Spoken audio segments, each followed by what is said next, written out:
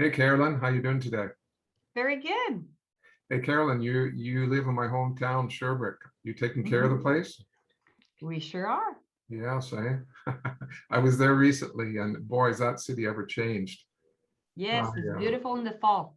yeah, I know. I mean, it's growing, and many ways it's changing the city of Sherbrooke, and I'm happy to see that. My sister's still there, so I go now and again. Listen, Carol, tell me, you're back in Quebec. Mhm. You used to be in Quebec. You went out to British Columbia, supernatural BC. Tell us about that. Why Quebec? For me, it was a matter of ministry opportunities. I didn't have, for say, like a divine calling to Quebec, to go back to Quebec. In fact, I always said I would never go back to Quebec because I felt I've been there. I want to explore something else in my life. But it was a matter of the ministry opportunity in Quebec that was just really the right fit for our gift and what the church needed. And a lot of the things we put before the Lord that we wanted in a church was at the church where we're at. And for years, I've always heard, Quebec is a mission field, is a mission field. And it always bothered me a little bit because I see Quebec as not only a mission field, but as a land of opportunities. And I'm a lead pastor in a church with my husband. I'm also a leadership coach. And since I've moved to Quebec, I thought, I've been so many years in BC. If I move to Quebec, it's not going to work out. And my coaching practice has tripled, like really bloom and exploded, which needs so to really, for me, shift from only it's a mission field to it's a land of opportunities. Like there are great opportunities in Quebec to consider for English speaking people, for French speaking people. It's just a great option. Yeah, it's a great place to live. Yeah, I think I can detect, and everybody will detect your accent, your Quebecois accent. And did you know English before you went out west with your husband? I pastored church in Greenfield Park, but it was very minimal. So my first pastorate in Victoria, at Glide Tidings Church, it's very much, um, my accent is fairly big still, but I was a full year where I couldn't worship in English. I was there looking at the screen, and I didn't know I had to read my prayers. So my English grew with just being there, surrounded and doing it. But I'm Your, very much a French Quebec speaking person. your English is fantastic, let me tell you, that's for sure. It's And grown a lot anyway. It had to. so listen, having ministered in British Columbia and now coming back to Quebec, tell us a bit about what you perceive as to be maybe the differences or maybe the similarities here. Because in some ways, I've always found British Columbia and Quebec are similar in a lot of the societal ways. Just the way people are. They're a bit laid back in BC, and Quebecers are a bit laid back in that area too. So, how about you and your ministry? What similarities or differences have you seen? Well, actually, I never found really Quebec to be laid back in the church where I pastored before, but Sherbrooke is. My city is definitely. It's Yeah. like it was not a big transition, but when I pastored in Montreal, I really felt the difference rhythm. From going from Montreal to Victoria, I would say that 75. But it's not only me, but the book, well, Gary, but the Code Quebec is Yeah. a book written by Marc Léger and also accompanied by a professor in sociology, so based on statistic, on data. So he would conclude that 71% of behavior and attitudes of Quebecers are the same as the rest of Canada. So in many ways, it's very, very similar. There's some aspect that is different, and it's mostly the culture. So for me, the biggest difference is in French, we call it laïcité, which is not well necessarily translated. So we have the secular, so the word secular, we use that, we live in a secular world. So secular is about allowing people to live their faith within the culture, but still the state is separate from the church. But laïcité, which is you only find that in Quebec, is that even they remove any even form or signs of religion. So a high school teacher could not wear a cross in school. You don't in Quebec, in federal institution you do, but in provincial institution, you will never find a hospital chaplain or prison chaplain or chaplain for the police force, which is, it really changed the fabric of the Quebec culture. Yes. That for me has been the biggest difference, saying that my husband was a chaplain for Correction Canada for 10 years. So it is a big difference. Two, I would say that Quebecers they're more vocal on certain things,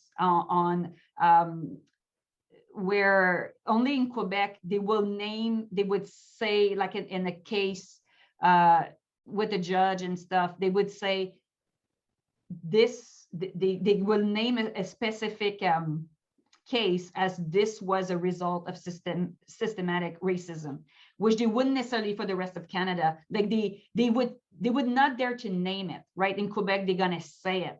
So in the rest of Canada, overall, there's a sense of duty. You do things by duty, but Quebecers, man, they want fun. They want to be happy. So the biggest value for Quebecers is happy. They take happiness seriously. That's what. So what you're saying is true, Caroline. And one thing I noticed as well, which could be very hard for Canadians. When you're here in Quebec. When you get about 100 kilometers from Quebec City, there's a sign on the side of the road that says 100 kilometers to the nation's capital. Well, you don't find that anywhere else in Canada. Like when I have friends coming from out of the province and they see that, they say, what do you mean?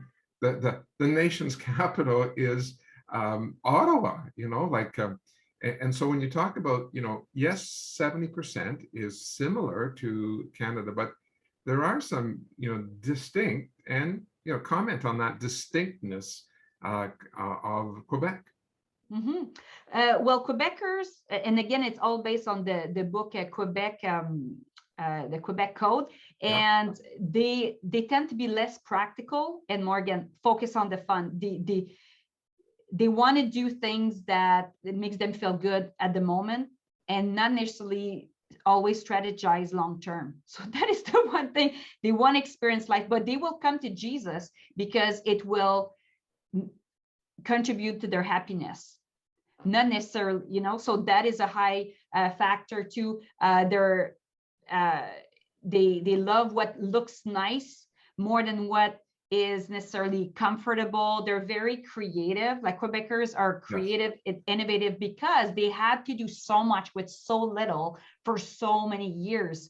When the church was really in control of all institutions, they had to work hard. They had to really work hard at, a lot of them develop an entrepreneur spirit through that. They had to create things, they have to invent, to kind of rebel against that church. And that's the thing, you have the divide between the church and the society. So you had people that were tired to being told what to do by the church, basically. So after what we call la Révolution tranquille, where Quebec separate themselves from the church, but it became to an extreme where now it's like you can't even talk about faith in school. So that is a real difference from me living in. Like I used to live in Vancouver. In my church, Christian Life Assembly, you have the prime minister that would share a word at the church through a video. They send a recording, or the mayor of our church, of our city, attend the church. Here, I've yet to see even Christian politician to come and being seen publicly in the church, and that they would want to share because it's very, the climate is very different. Another difference I would say is there's a sense of pride. There's a sense of pride. There's a sense of independence, of uniqueness. Again, I said that there's creative people. They are very entrepreneurial. They love to be the first one to get the edgier technology out there. And I would say too that Quebecer are very warm, and they're genuine, right? They value when people try to speak their language. So if you're Anglophone and if you have, broken French, that's totally fine. They're happy that you make the effort. So, Caroline, having experienced both, been raised in Quebec, gone out to BC and enjoyed it. Like, I mean, if I didn't live in Quebec, I'd live in BC, to be honest with you. I think the I would too. I would too. You did. Lucky you. And but somebody who's thinking of coming to Quebec and helping out, sometimes they can be a bit, put off by all what you see in the media, and because it's so different. And yet, I do like what you say about there are many similarities too. How do you think someone who is, in his or her life is seeking to say, God, where you might lead me? What kind of things do you think they could do in Quebec? For sure they'd have to learn the language, at least get familiar with it, and realize there's different realities in the province. There's the great metropolitan areas of Montreal and Quebec, but then there's the rest of the province as well. And so, if you were talking to somebody about maybe coming to Quebec, what would you say to them? What kind of advice would you give to them? Or I don't know if that's the right question, but well, I would put out there that even consider it as a possibility. I think that a lot of Anglophone would just not even think about it. It would not even come into their radar. So as I started with, and I'm going to say it again, Quebec is really a land of opportunities. It's not only a mission field. Like, there is a lot of traction. There's a lot of things, even for entrepreneurs. There's a receptivity on new things, doing things new and differently that I found. And maybe it's more the Eastern Township, I can't say, where I pastor, but that's something that I really enjoyed. And but there's things that's the same as relationship. If you're ready to learn and to not come with all the answers, really to be there to learn, to listen, and if you have a heart to really make a difference, there's people in Quebec that they're waiting on the other side of your obedience. So whatever is the step of obedience that God's asking you to make, but there's more people in Quebec, that there's people ministering to Quebecers. So yeah. So when you talk about Sherbrooke and the Eastern Townships, as I said in the beginning, I'm from there, so I know the area. So tell us a bit about your community, the uniqueness of the Eastern Townships and Sherbrooke and so forth. Is it a big city? Is there just Christians running all over the place, or is your church so full that you have to put them back at the door? Tell us a bit about Sherbrooke. Well, this is a post-COVID conversation. Oh, that's true.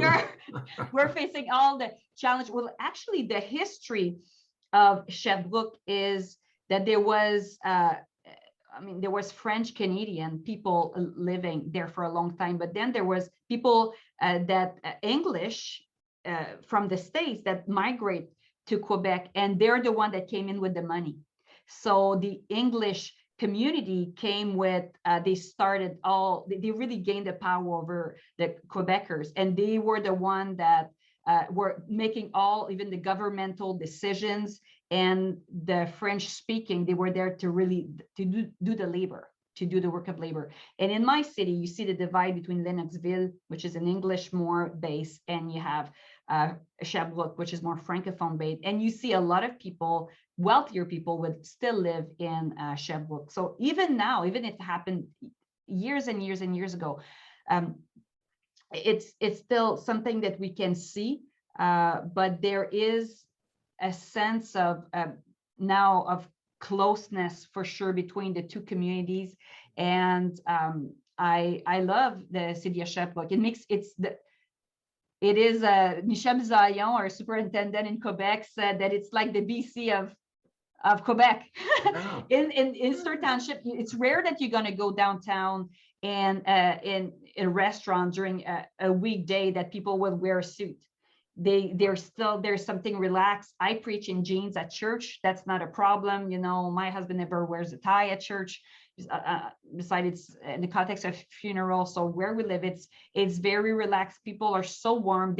And I gotta say, they have accepted me as a lead pastor in an incredible way. When we both applied to the position, Pascal applied first, and then after we came back and said we'd like to do ministry together. And I never asked that, but they decided as a board to put both of our name on the ballot to vote us as co-lead pastor. And I don't know a lot of churches that would have done that. And we didn't request that. So when we were voted, it was Caroline Durocher and Pascal Bergeron on the voting ballot, which is a sign of our church acceptance of women. Celebrated. They wanted it. And that's not something I've seen in a lot of places around Canada. Yes, an openness, but to fully on co-lead often is the husband get voted and the wife is really involved. But for me, I have the same authority as Pascal, which is very different. And the church in Quebec is there, which is fascinating. It's beautiful. And I know this concept, this possibility would attract a lot of people across Canada. For that openness alone is just incredible. Yeah, that's fantastic. And because there's so few, born again believers, there's not a big history of that in the province. So, there's not a lot of baggage within, we'll say, the evangelical possibilities. Hey, Carol, it's been great talking with you today, and I'm just excited. I pray that people will sense a partnership, sense prayer, and want to be with us here in the province, and all with the leading of the Lord. So thanks a lot for the time you gave today, and talk to you soon. Talk to you soon. Thank you so much.